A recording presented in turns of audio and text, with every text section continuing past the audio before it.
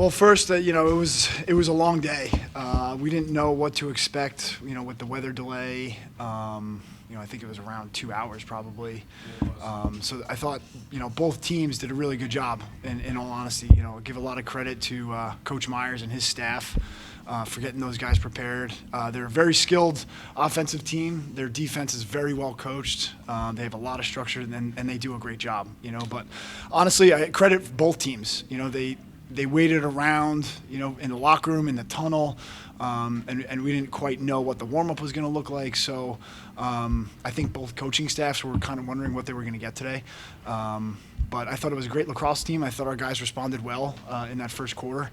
And so, I'm proud of our guys for fighting hard. And I think once the sun went down, both teams kind of, relaxed a little bit because it was hot and humid and sunny. So I thought both teams did a really good job of handling the heat really for the first time this year, So you did come out and you scored 3 goals in the first, less than 6 minutes, but then the offense kind of went dormant for a while, really until the fourth quarter. What happened during that 2.5 quarter stretch? Well, like I said, I think their coaching staff does a really good job with their defense, and they just kept playing. I think both teams just kind of were figuring each other out. They went to zone, they go in and out of zone, they do a really good job with that. And I think we just stuck to our game plan. Coach Phipps did a really good job, telling those guys what to do, and we started to get some shots on net later on in the game, and we just stuck with our game plan. I think that was the biggest thing. Jackson, what did you guys do during the 2-hour delay? I mean, that's a long time to just sit there twiddling your thumbs wanting to play a lacrosse game. What did you guys do? Yeah, I think every guy has their own way of dealing with a lot of time off like that. Some guys are just hanging out talking. We got guys listening to some mellow music in the locker room. We got guys outside, maybe like throwing a ball around, or some guys even laying down, just like resting their eyes. Just a mix. Just trying to rest and make sure we're mentally ready to go whenever the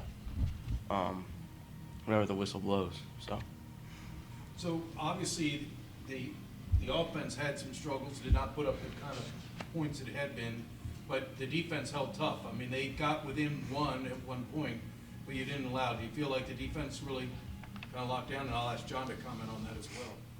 Yeah, I think Coach Orsen and Coach Amplo coming into the week with a great game plan for us, and us staying dialed in on that. And then when our offense has the ball, if they score, great, but if they turn the ball over, it's kind of like we got your back mentality, and that amps us up even more to get stops.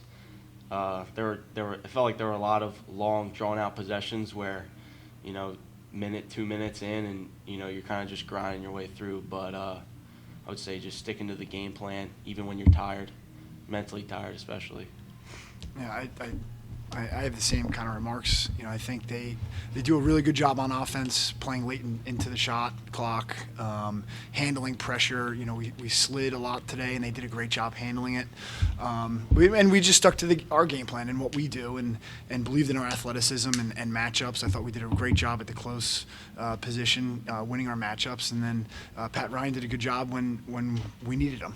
To come up with some of those saves, and some were point blank, and we'll take those. So, John, you came out and scored 3 goals in 6 minutes. I mean, you had to figure we're rolling, looking good offensively.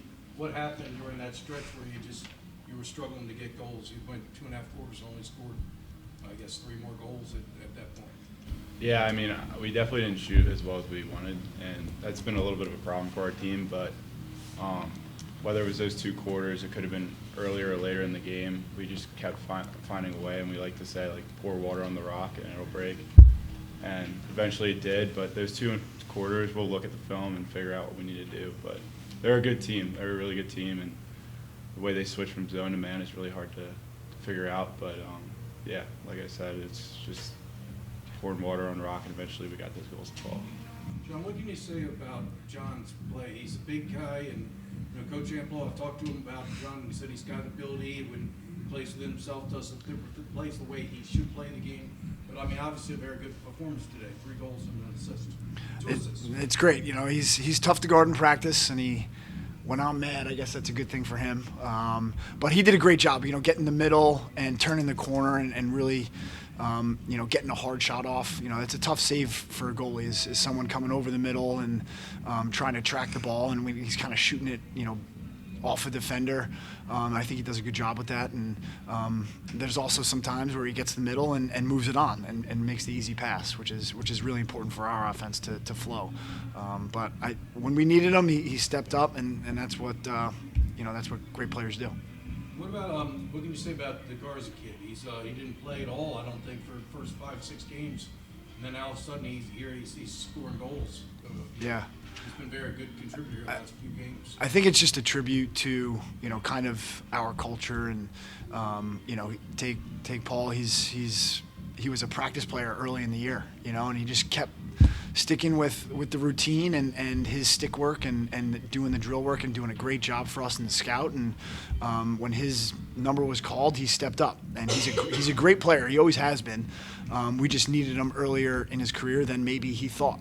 But everyone's always got to be ready. You just never know when your number's called. So Jackson, can you talk about the next team on the docket next Saturday night under the lights here at Navy Marine Corps Memorial Stadium? Yeah, I mean, we're all excited for that. Sure, us and Army, playing on a Saturday night in that game, it's going to be electricity in the air, and I'm sure it's going to be a great week to practice for both teams. We're both coming dialed in, and it's just going to be a lot of fun. This will be an exciting week, and we definitely see it in the guys during practice. So we're really excited. John, can you tell us what's going on with Joe? I don't know much. I think early in the game the heat got to him a little bit, and that's it. But other than that, I really can't comment.